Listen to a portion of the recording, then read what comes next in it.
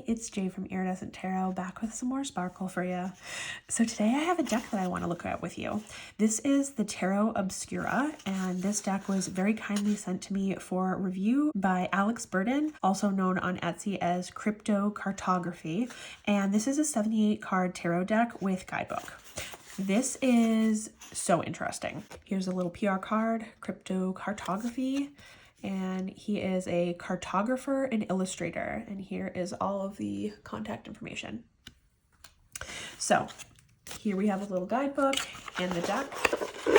This box is a cardboard box, which I've only ever had one other deck come in a box like this, and it was the Carrot Tarts Tarot. With it being a cardboard box, I probably might still consider making a tube sock for this deck. But it's nice that it does have the design on it and shows you some of the cards on the back. And there's a little bit of printing on the inside there. So this deck was first created in 2022 as a wedding gift to his friends and was inspired by Alex seeing some wood engravings in a bridge in Switzerland that showed a bunch of skeletons portraying the Black Plague. And then he just really got into these medieval woodcuts, memento mori, lithographic engraving, and ended up creating this tarot deck as just a gift to his friends. I was immediately drawn to this deck because I felt like the little skeleton characters were so cute. And that's totally probably not what Alex was going for. But honestly, when I saw this fool about to careen off the cliff and he just looked so happy, the little skeleton character got me. Like, I don't like traditionally really dark or scary types of decks, but I felt like this was the perfect balance for me to have an all skeleton deck that was still kind of cute. Like, I remember years ago being interested in the Fantod pack, which also has some like creatures that are like kind of unassuming, kind of cute, but also like a little bit creep factor. And this takes any edge of the creep factor away with these skeletons. I also really appreciated the focus on architecture. Specifically, you can see there is so much effort and thought put into the place that these skeletons are inhabiting, whether it's the landscapes or the architecture that's shown. This is the only alive character in the deck, and it comes off as kind of a humorous card, right? Like, if all of the characters, the figures in the deck are skeletons, are dead, then of course it would make sense that the death card would have somebody that's alive. And when I look at this alive character, Death, I wonder who that is. Like, is it Alex, the creator? Is it Bo Burnham? Like, who is this? But I just think that there's this little nod to the sense of humor that this deck has.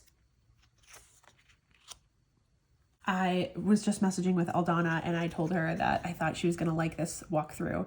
I thought of her when I saw this card, the Devil, where these two skeleton characters are playing banjos.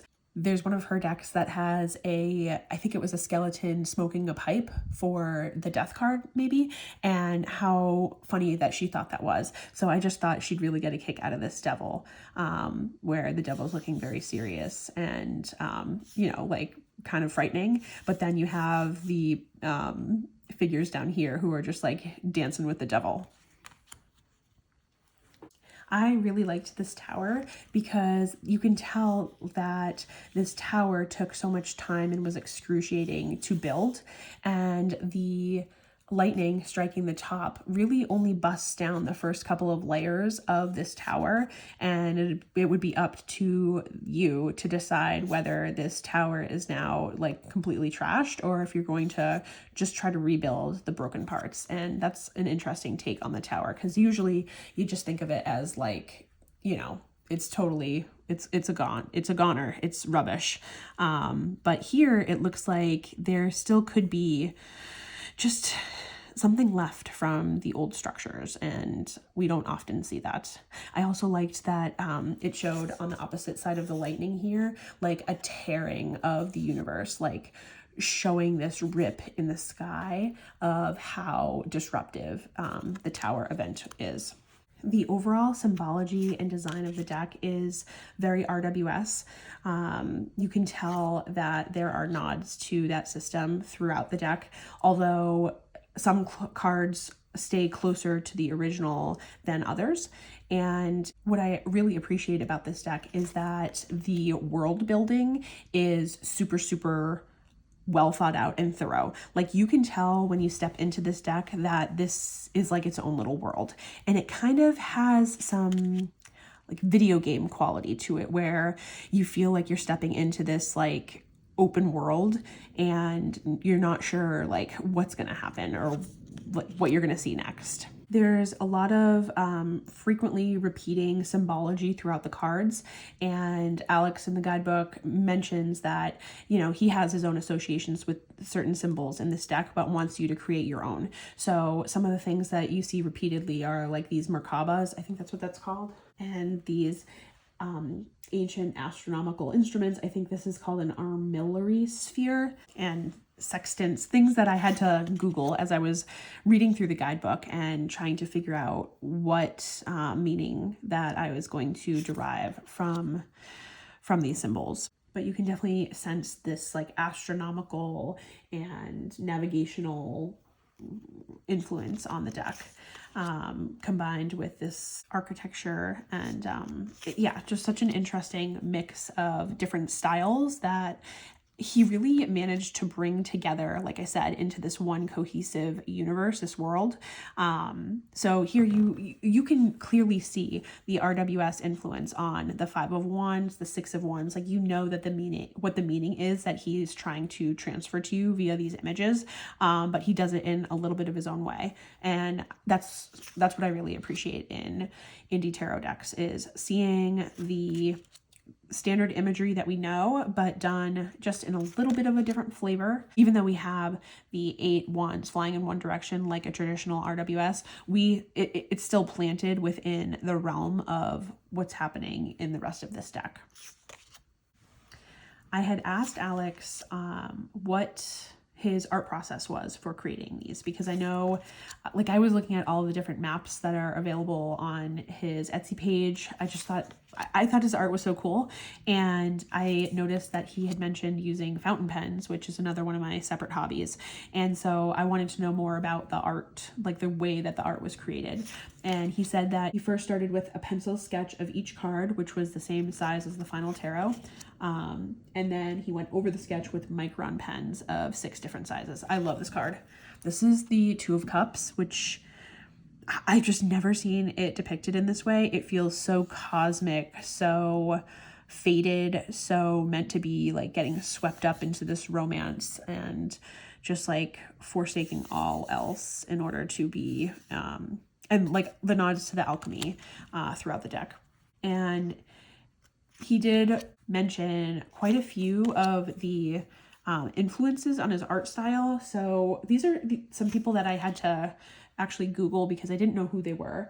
But Albrecht Dürer, Hans Holbein the Younger, and then Paul Gustave Doré. And then some of the historical, fantastical building combinations that M.C. Escher drew. And you can see that in thought and planning had to go into some of these images in the architecture and design. One of the things that I liked about this card in the guidebook, it talked about, I'll just read it to you. There are many alluring options, but a choice must be made. The figure contemplates the 7 cups, trying to choose the best, yet all paths will lead to the distant temple. Like, it doesn't matter which door you pick, you're always going to get to that same place. But it's this overwhelming feeling of choice that like, I gotta make the right one. But after all, it doesn't really even matter. Some of the other influences were Emblemata Nova cards and Memento Mori etchings. So there's just so many different things that were sprinkled into this deck. Oh my gosh, this Page of Cups with the whimsical skeleton and the fish like just flying through the air from one hand to the other. it's like, it has this like sparkly quality to it that takes away that, I don't know, that like seriousness that you might get from a deck that's full of skeletons. It's like the most whimsical skeleton without being scary, without being silly. It's just like, when I think about like a perfect dish of food that has like the right level of salty and sweet and spicy and, I don't know, umami flavors, like it has the perfect balance of all of these different elements to make it like just right. I don't know if that's coming across the way that I intend it, but yeah, I think it found its balance. I can say that it found its balance, and I think it's going to be such a fun one to read with.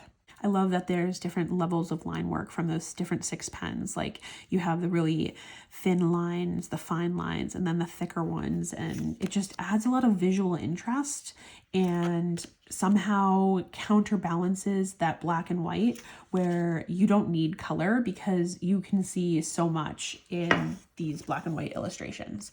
Like I can see the 9 of Swords from RWS in this because in our traditional image, the person is in bed and it's kind of indicating a nightmare, or like can't sleep because of your thoughts, like too many thoughts, too much, the spiraling of thoughts. And you have here this skeleton that looks like it's falling in the way that you can sometimes have a dream where you're falling and then it jolts you awake. And I think that's a really interesting way to depict the 9 of Swords.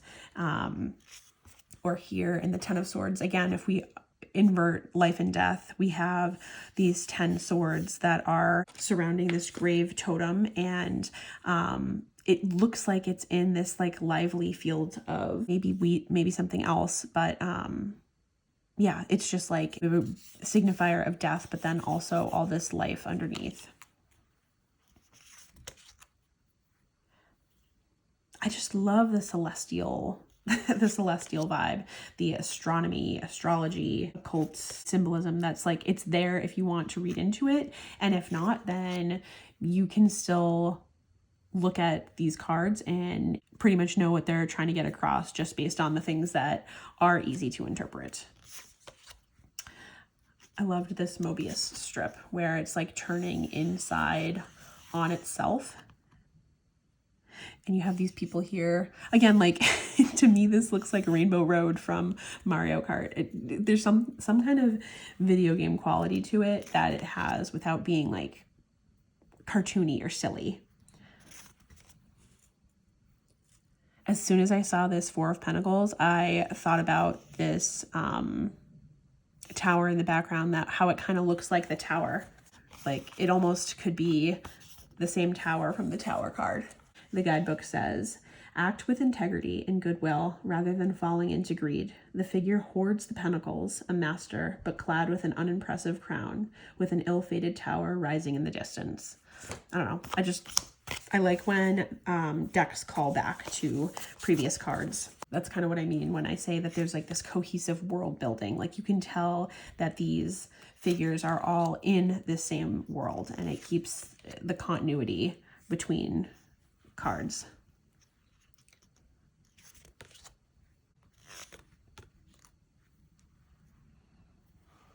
Maybe I just like skeletons playing violins. I don't know. Skeletons playing instruments might be my thing. This is just really, really interesting. One thing that I would like to message him and ask about, there are a lot of the benediction in this deck, and I want to know his intention with that, because I did read through the whole guidebook and I didn't see any mention of the hand signals used in many of the cards. So obviously the deck has square corners, and this was a design choice to be in the spirit of past antique decks and the reprints. And that is something that I respect, but will be will be changing. So I have a corner rounder that I will take to this now that this video is filmed. And then most likely edging the deck in a, I haven't decided what color yet, but probably something, because the cards themselves, although they look black and white, they are actually like a cream color. These are standard tarot size, 2.75 by 4.75 inches.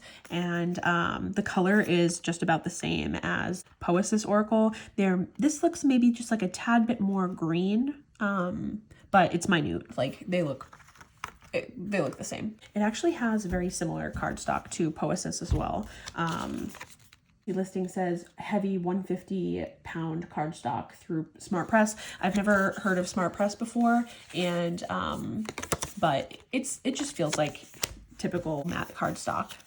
Guidebook is 16 pages. It looks like it's hand cut, which if you know me, you know that I love like a hand done anything. And we've got a little introduction, and then a little blurb about each of the cards, the majors and the minors. And this gives me just enough to kind of get what the direction was for each of the cards. So I read through each entry and looked at each card just to make sure that I felt like I was aligned between the intention and the card. These are pretty straightforward meanings, but do point to what Alex was trying to get across with each of his illustrations, and I think it was well done. Let's see how she shuffles. Nice. Oh yeah, it's actually a lot more flexible than I anticipated, so I am pleasantly surprised by that. And the overhand, lovely. No issues there. Six of Pentacles. Oh, and so on the minors, you just get the number, and then you have to deduce what the suit is by looking at the picture, which I don't really have an issue with. Like, I'm gonna want to look at the picture. The majors had their titles and the numbers, and then the courts have their name down at the bottom. Six of Pentacles. A figure walking out of a fruitful forest gives a pentacle to a grateful refugee of a scarred landscape. Both know that one day the roles may be reversed. Love that. It's exactly what I need. Like, I just want to know what the artist was trying to do with their artwork. I've said that time and time again with guidebooks. Like, I don't need a lot. I just need to know where you're coming from. And I feel like this does that. All right, for pairings, I was of two minds. I thought, hey, I kind of want to lean into this black and white theming, how like limited color palette decks might go. And then the opposite side of me was like, heck no, I want to go full color and match as much color as I can with this black and white. So I pulled a little bit of each. This was the very first pairing that I had thought of. I knew that this was going to be my first attempt. So let's take a look. This Page of Swords is excited about the change and chaos that's coming. Ooh, that is a grim message. There's strength in holding your fear. Maybe understanding it.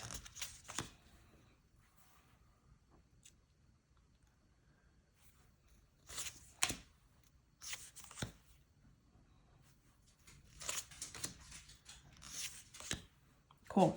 I really like those together. Staying within the limited color palette scheme, let's take a look here at the Story Through Stone cards. I think there's something cool about this because the Story Through Stone, a lot of the stones look like they have landscapes and different just like different worldly locations. And I think that's kind of cool with a little bit of the occasionally desert imagery that we see in Tarot Obscura. And it doesn't matter that these are upside down because you can read them any which way.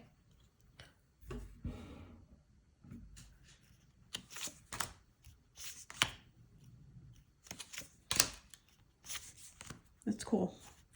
This is Prairie Majesty, which is one of those decks that is colorful, but in my mind is a little bit, it has this black and white like structure to it, and then pops of color. So I thought it was a good transition deck between the black and white ones and the more colorful decks.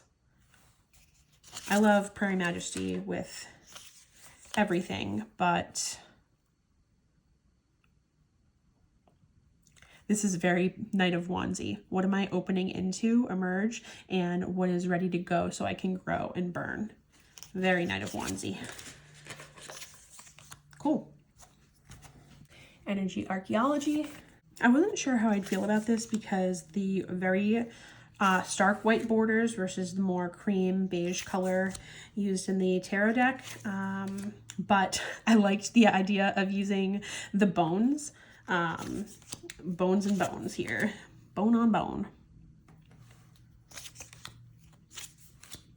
It's different. It might not be the most aesthetically pleasant because of that white and beige, but I like the zooming in on the skeleton in the oracle where we're focusing on one bone within, you know, the character in the tarot. You know what I mean?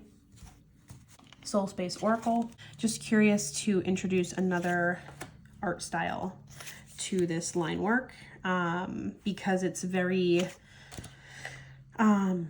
structured and clean, and then watercolor is more like soft and open, and I thought like this is kind of cool. Like it's not what you'd expect, but it's cool.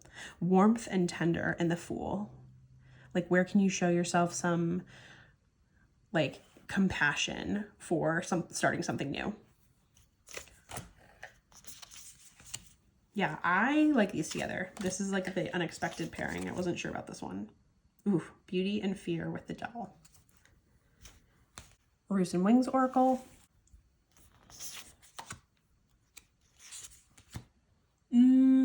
This might be my least favorite pairing so far. Father, the Sun, and the Five of Cups. Ooh, ouch. Nah, these are no. This is my color deck. Straight up color. Let's see. Ooh, interesting.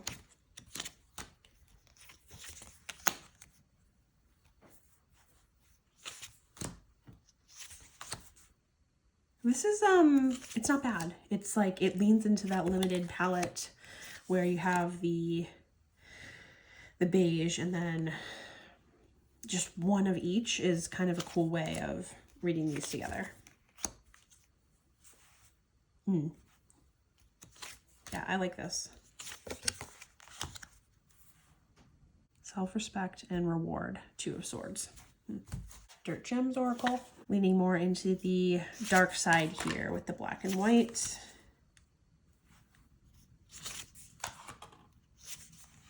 I think that's cool. You have this like living, breathing plant oracle, and then this bone dry, not alive bone skeleton, but also it still is alive. Like, yeah, there's something about the juxtaposition with these two that works well. I like them. This deck really goes with a lot of unexpected pairings. Like this one and Soulspace, I really wasn't sure about, but in the hand, like in front of me, this feels right. Cool. Pocket Archetypes. I thought Kim Cran's artwork would be another nice compliment because she does do a lot of this like line work and balances the black and white with the color, but I don't know if I like that stark white here with this.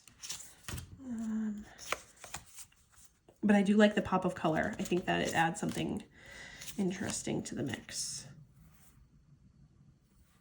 I think I do like this. It's got visual intrigue. It balances somehow the Venom, Anima Mundi, and Four of Pentacles.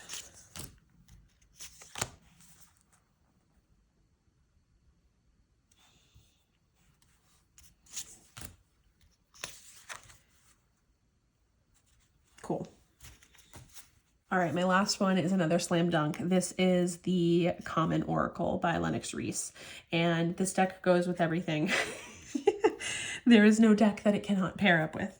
And even though it does have the white, I feel like this white is not as stark as some of the others that we've seen here. Let me just... Yeah, this is not as stark of a white. I feel like, especially given the backgrounds of these cards with the skull and bone, just come on now. But the theming of the words is also going to go well, I think. Let's see here.